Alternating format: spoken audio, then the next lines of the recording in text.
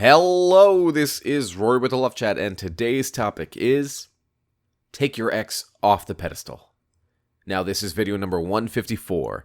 If you have a question you'd like for me to consider featuring on the Love Chat, please write it in a comment below. And if you enjoy my videos, I'd be very grateful if you'd subscribe and hit like, so thank you for that.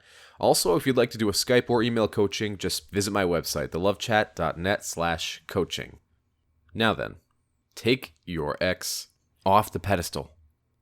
For those of you who don't know what this is or what this means, basically, it's a phrase that we use to describe the importance that we place on other people. Now, this doesn't necessarily need to exist within relationships that are romantic. We could put a celebrity on the pedestal. We can place friends on the pedestal. And all it means is we see them as more valuable than us. And so we treat them more valuable than us.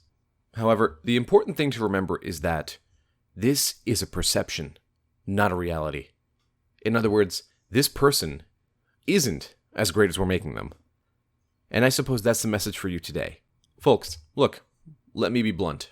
Perhaps more blunt than most people will be about this. I know you want your ex back.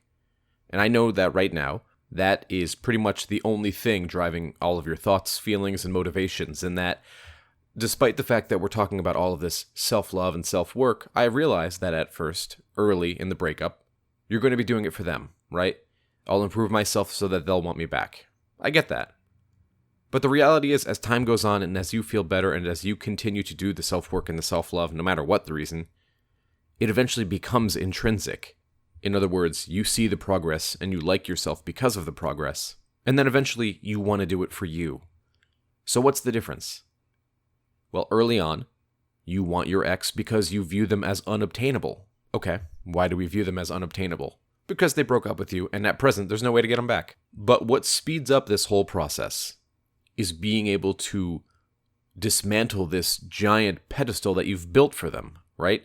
You place them and their value so far and so high above your own that it seems like an impossible task, filled with negativity, filled with doubt, filled with 100 different ideas of what they're probably doing at this moment right now. Right? They're dating somebody else right now that they're eventually going to marry. The way that they feel today is the way that they're going to feel forever. I try to say this in many of the videos that I do, but I feel that it needs to be said one more time. Before you met your ex, before you knew them as a person, you didn't need them. So what changed from when you were in the relationship and it was new to being in the relationship and it's now several months in, maybe several years in? What changed is you stopped being you and you started being us.